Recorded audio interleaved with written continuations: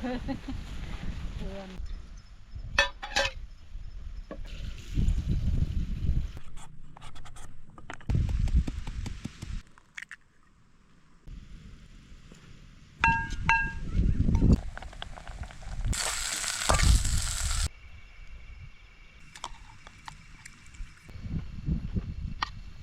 วแต่ว่าก็พอกันได้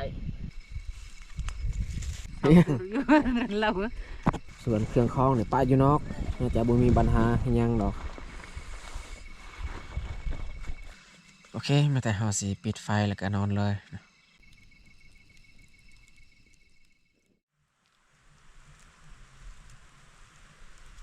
กราบสบายดีเบิดสู่คู่สู่คนที่เข้ามาเบิ่งมาชมสองของเฮาสำหรับตอนแรกวันนี้ข่อยกับผ้าอาเตื้อยขึ้นมาอยู่เทิงไฮเทิงสวนนี่แหละสีผ้าเตื้อยนอนแคมสวนมันอันนี้ก็แมนมันไทยก็คือบอนเฮานอนกับบริเวณนี้แหละเฮาสิเอาเต็นท์มากางมาชมบรรยากาศอยู่สวนมันสักคืนนึงแล้วเฮาสิบ่รายย้ายห้างมาแต่ทุกคนติดตามเบิ่งการเคลื่อนไหวของพวกเฮาในค่ำคืนนี้ว่าเฮามีการเคลื่อนไหวแบบใดแน่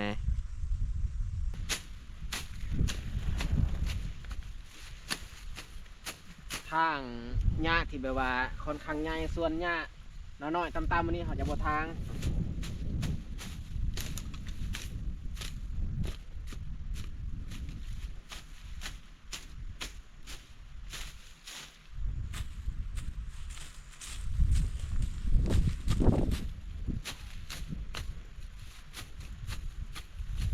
แกะออกเลยเต้น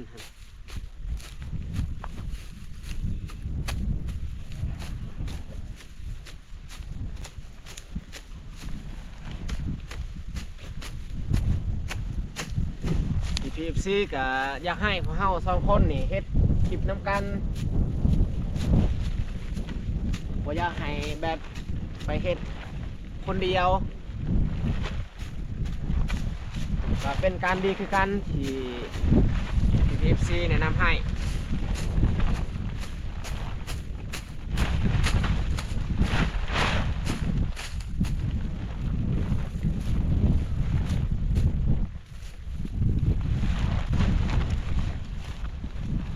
บรรยากาศช่วงนี้อยู่บ้านเฮานี่ลมพัดตลอดคนเอ้ย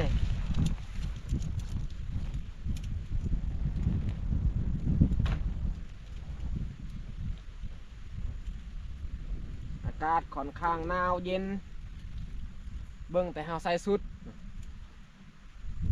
ที่แบบว่าค่อนข้างอุ่น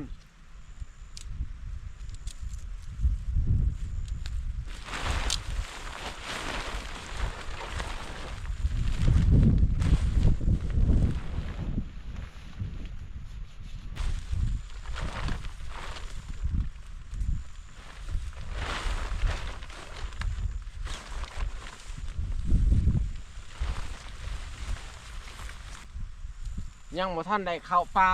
ไปสร้างที่พักนอนป่า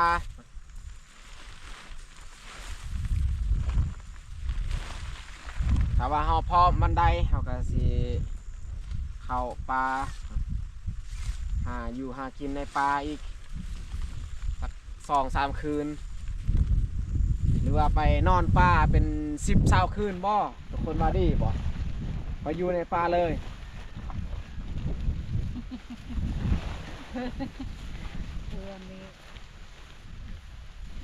จะทั่วเลยของเบาเตะถ้าว่าพี่ซี่อยากให้พวกเฮาไปนอนป่า10-20 คืนก็เขาอาจจะเฮ็ดได้คือกันนะทุกคนสอดใส่เบื้องนั้นแต่ว่าเฮานอนป่า10-20 คืนนี่โมแมนป่าแบบว่าอยู่บอนป่าเลิกป่าไกลบ่ได้อีกต้องไปนอนป่าเขตห้วยห้องนี่แหละพอได้สอกหาอยู่หากิน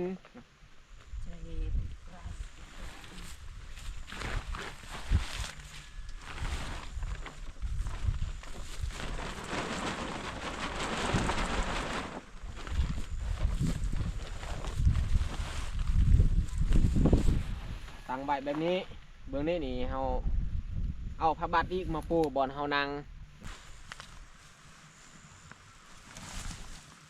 โอเค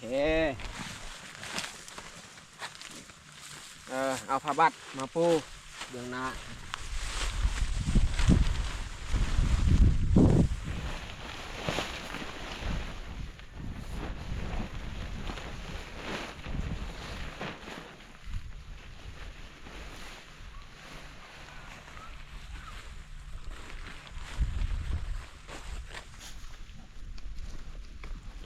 เสียบใส่เหล็กตัวครึ่ง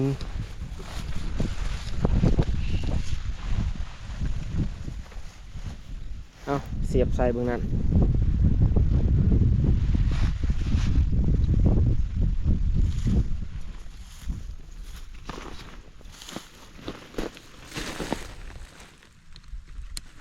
คันเราบ่เสียบใส่นี่มีโอกาสอันนั้นเต้นของเฮาปิวเพราะว่าลมแห้งเลยดังไฟไว้ก่อน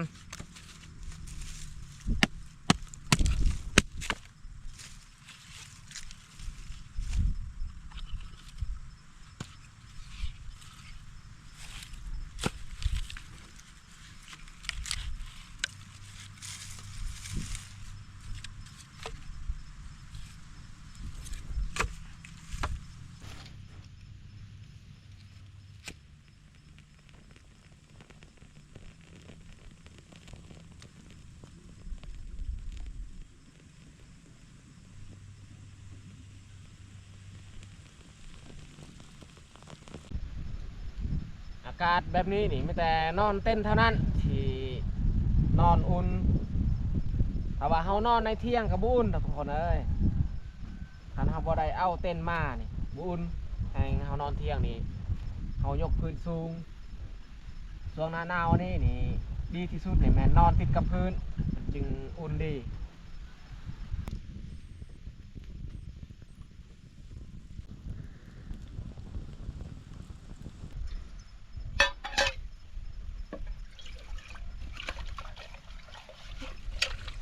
ล้างหม้อก่อนเสียเอาเข้ามาหุงกินข้าวเจ้าตอนแรงวันนี้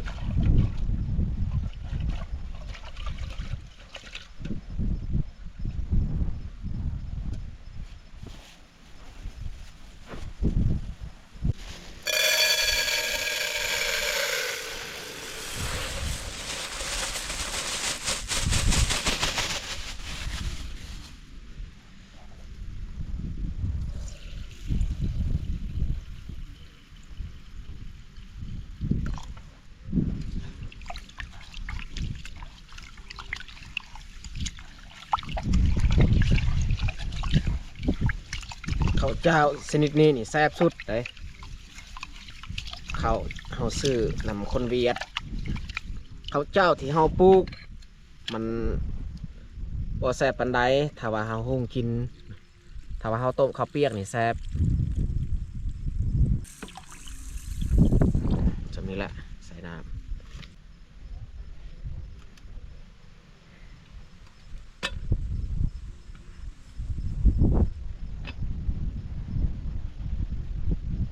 เวลาลมพัดแบบนี้นี่เฮาบ่ต้องเฮ็ดหม้อนี่สูงเฮ็ดต่ำๆเอาข้าวมันจึงสุกง่าย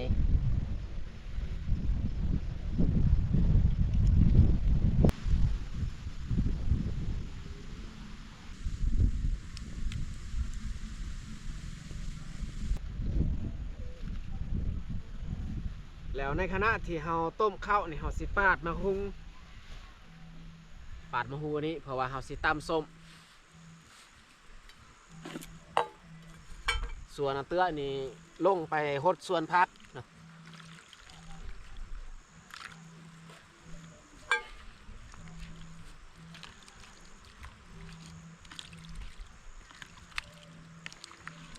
หมากหุ่งที่เฮาปลูกไก่น้องกับเลือดแต่ต้นเดียวแต่เราท่าเบิ้งหมากหุ่งที่เฮาปลูกแนวพันธุ์ใหม่ที่อันพีFC จากฝั่งไทยส่งมาให้แต่ว่าตามที่เพิ่นบอก มาหุ้งที่กินซุกเพิ่นว่าแนวนั้น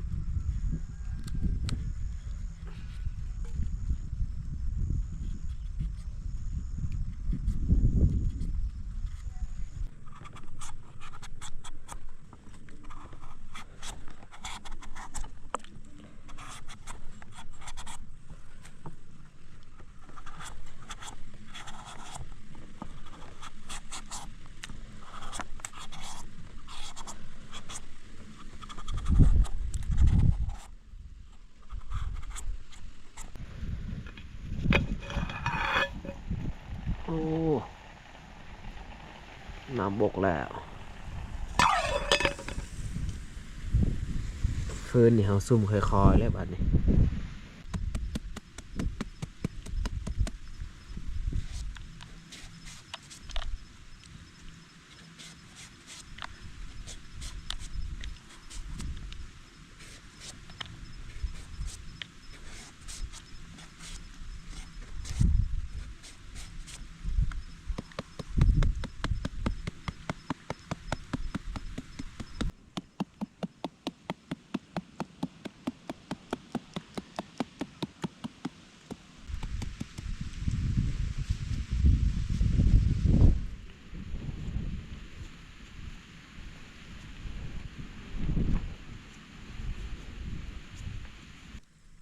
นี่บ่อนี้นี่เน่าเพราะว่าเนื้อมันนี่แข็งๆป่าไว้ตัวนี้สำนี้ก็น่าจะพอกินแล้ว2 คนไข่ไก่2 หน่วยเอาตีไว้ใส่พาหม้ออันนี้ก่อน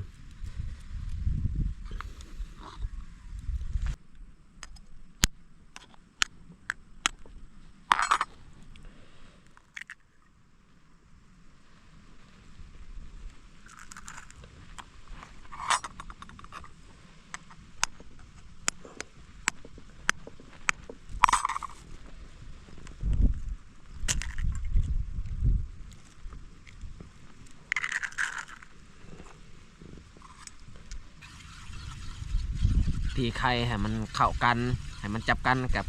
เกลือแป้งนัว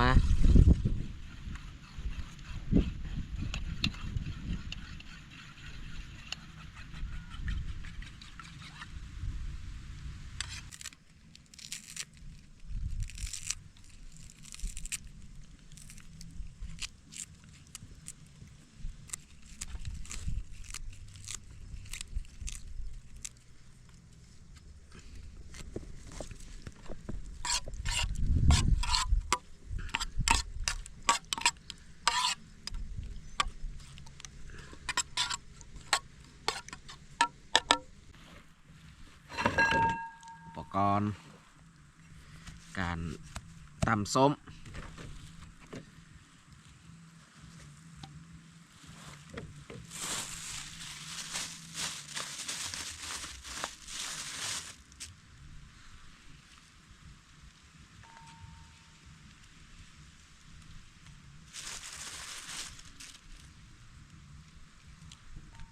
เอาเตื้อยเพิ่นหดส่วนก็ยังบ่แล้ว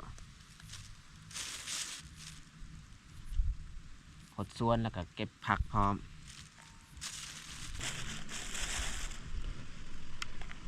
สำนี้ก็น่าจะเผ็ดแล้ว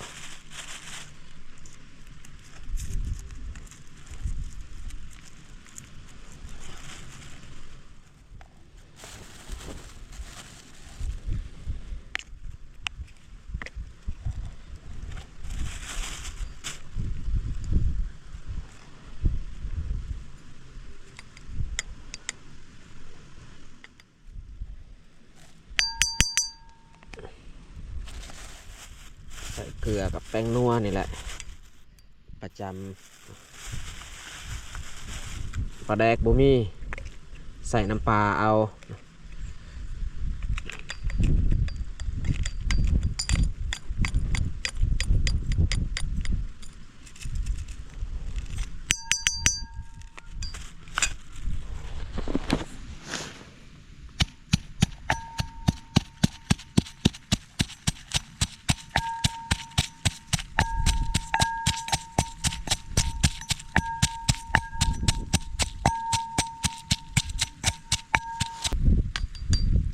น้ำปลากับหอมคือกัน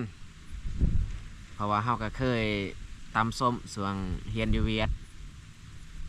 พาเพื่อนๆมาตำส้มน้ำกันใส่น้ำปลานี่แหละ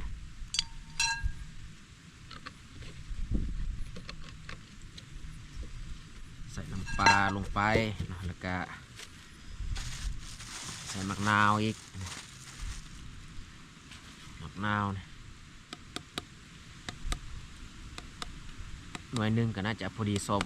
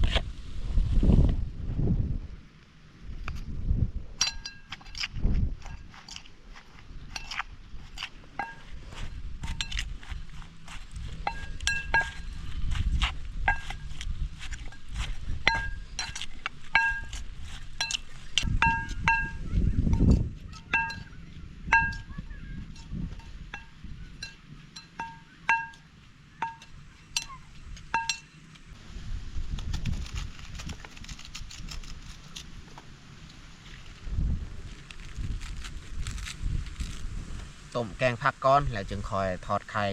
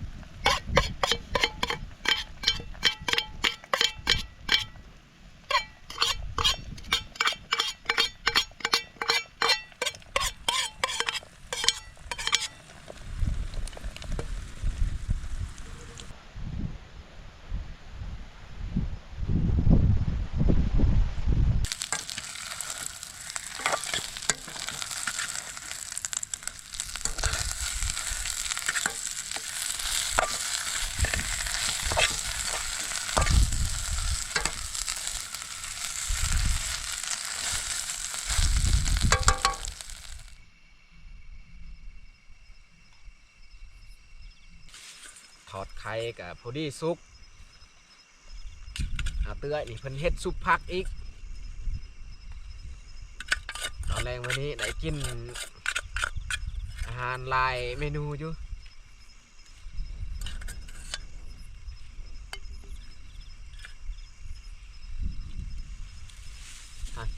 แกงผักอยู่เทิง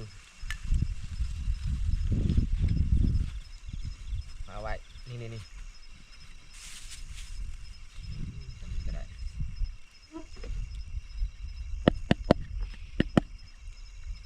ส้มตำนี่เฮาตำก้อนใส่เลยบวงหั่นก็ได้นี่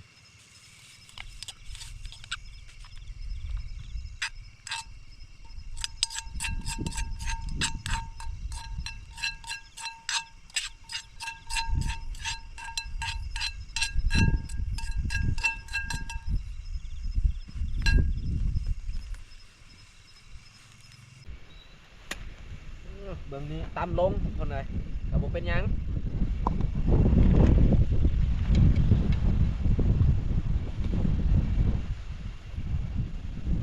ตักเอาในหม้อเลย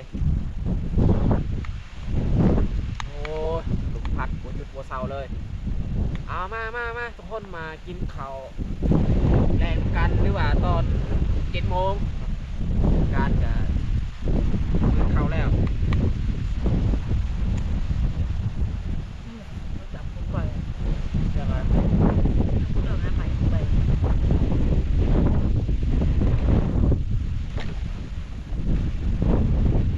ไปตลาด มีซีนอีกซีนเอามาจากบ้านซีนแบะพี่น้องแบงมาให้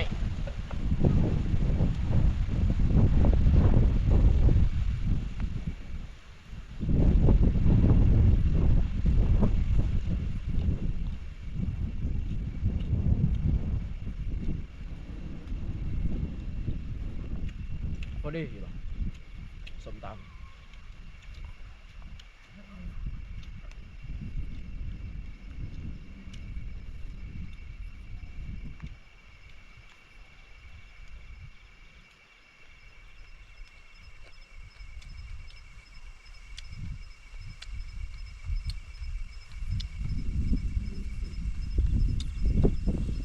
FC ทานใดมากคลิปแบบใดก็สามารถคอมเมนต์บอกเพื่อเราได้เฮ็ดการเฮ็ดก็เฮ็ดน้ำกันนี่แหละกับอาเตยมันจึงมีซีซันนะ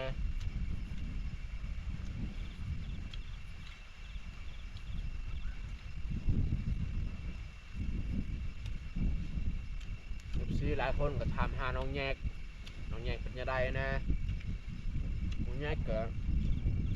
เขาโทรบอกแล้วน้องแยกให้น้องแยกกลับบ้านเพราะว่าเขาสิแก้ฮีตบางอย่างแต่ว่าน้องแยกบอกกลับเงินยังบ่ทันได้ก็เลยให้เพิ่นอยู่ซะ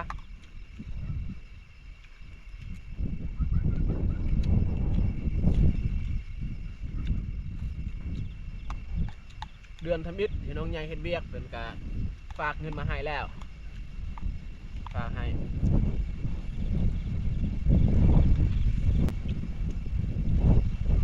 2 ล้านกีบต่อเดือนบอนที่น้องใหญ่เฮ็ดเวียก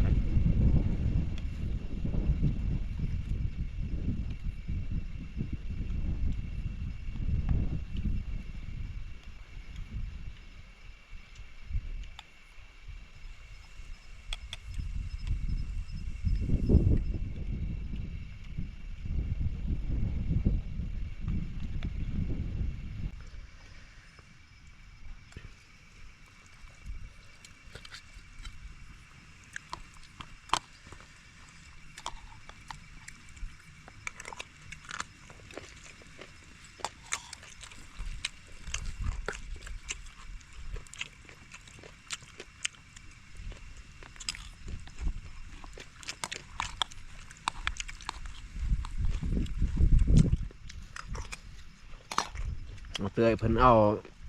อันผักดิบมากับอันสมตำผักบงเบิดแล้ว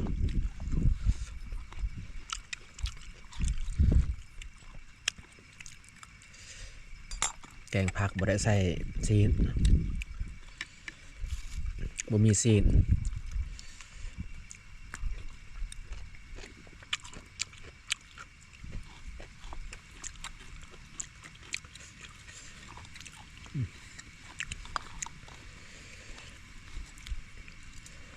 สุกผักหอมอันนั้นหมักงาสุกผัก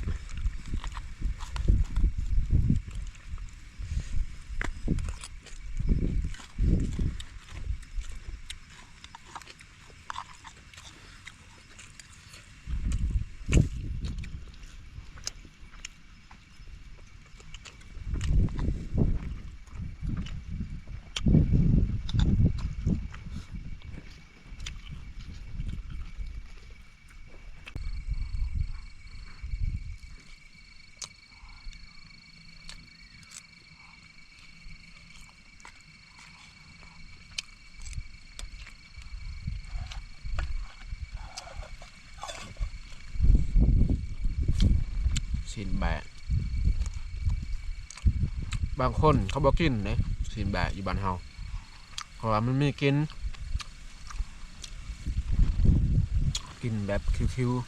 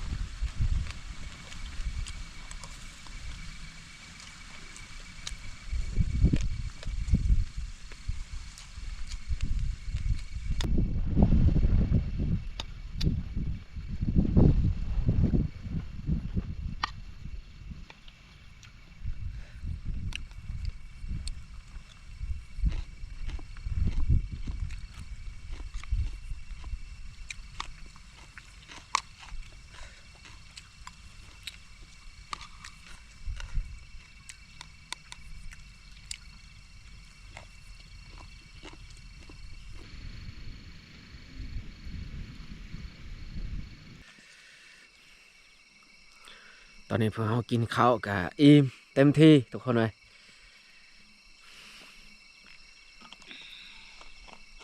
กลางคืนนี่แค่แน่เนาะลมพัดบ่แห้งปานใดบ่คือกลางเว้นเมื่อกี้นี่ลมแห้งขนาดเอามานอนข้างก้อนเฮานอนอยู่เทียงไห้นี่เฮาบ่ได้ใส่เสื้อแบบนี้นี่โอ้เฮาอยู่นอกนี่หนาวสั่นขนาดแต่ว่ามานอนครั้งนี้นี่เขาใส่เสื้อแบบหนาๆนี่โอเคอยู่หนาวแต่ว่าก็พอกันได้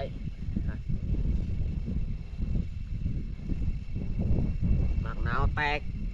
ความเย็นเอาผ้าห่มบ้างเนี่ย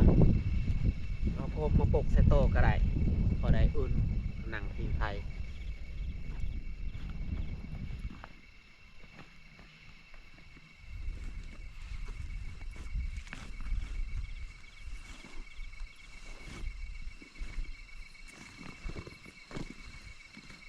กระเซ็งไว้ทน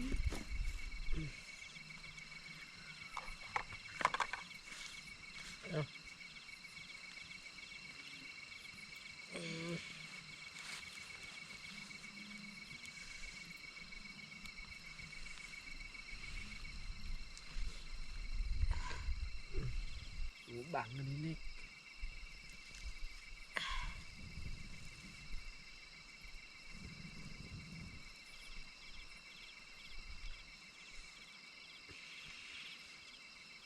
ยามหนาวนี่เขาบ่อยากเข้านอนป่าปานใดแห้งหนาวแห้งยามหนาวอันนี้นี่ถ้าว่าเขาเข้านอนป่าแบบหากินอยู่ในป่าลึกถ้าว่าขึ้นในผ้านี่โอเคอยู่แต่ว่าเรื่องลงห้วยนี่บ่ได้ยามหนาวนี่บ่ไหวอากาศหนาวแล้วก็น้ำนี่เย็นแห้งนายพรานที่ออกหายิงนกยิงนูหรือว่ายิงสัตว์ใหญ่นี่โอเคแต่ต้องเวลาเข้าป่าออกไปนอนป่าที่เตรียมอุปกรณ์การนอนนี่ให้ครบเขาได้นอนอุ่น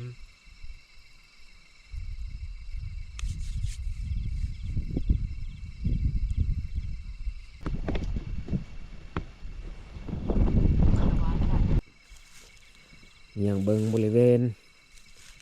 ที่พักที่นอนของเฮา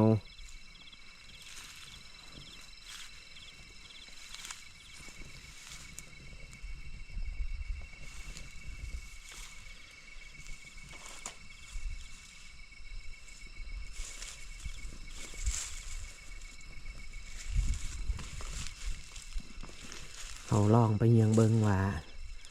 มีบ่อหนูมันเข้ามากินมันของเฮา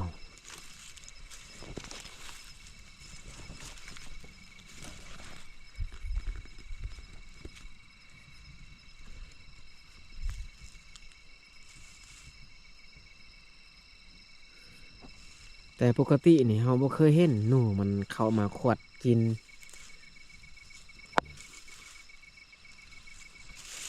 ถ้าว่ามันหกนี่โอ้หนูมาแน่นอนแต่ว่า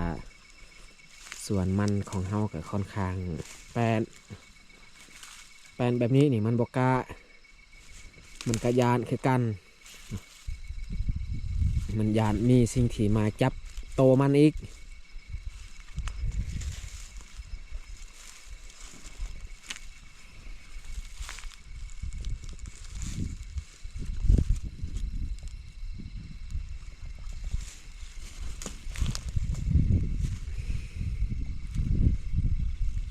เต้นเขาก็ฮีทซิบไว้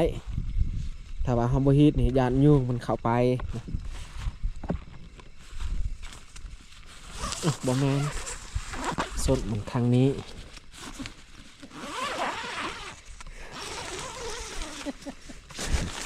ไปเลย หวยยัง ดูดยอดดูดยอดนั่นเรา โอ้ส่งสิลุดเปื่อยหัวเอาผ้าห่มเข้าเลยเข้าไปพักไปพร นอนและบาดนี่ส่วนเครื่องคล้องเนี่ยป้าอยู่นอกน่าจะบ่มีปัญหาอิหยังดอก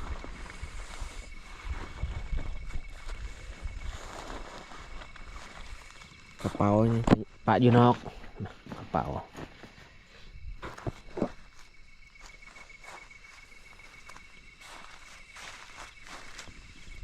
เอ้ย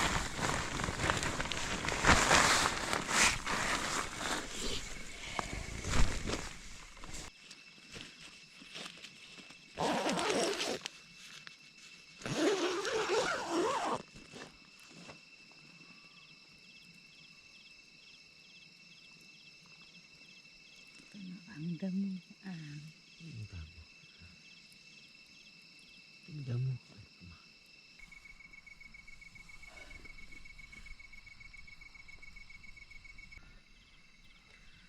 เข้าไปในเต็นท์รู้สึกว่าอุ่น อีกอย่างกับช่วงกลางค่ำกลางคืนช่วงดึกๆนี่ลมบ่พัดแล้ว ลมพัดแต่ช่วงกลางเว้นลมแห้งขนาด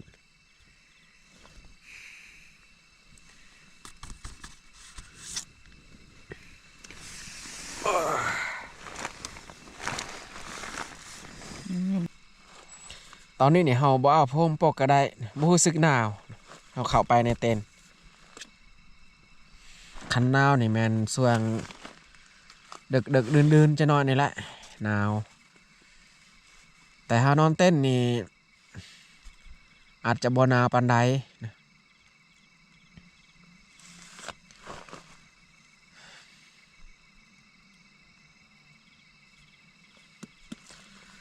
โอเคมาแต่เฮาสิปิดไฟแล้วก็นอนเลยนะ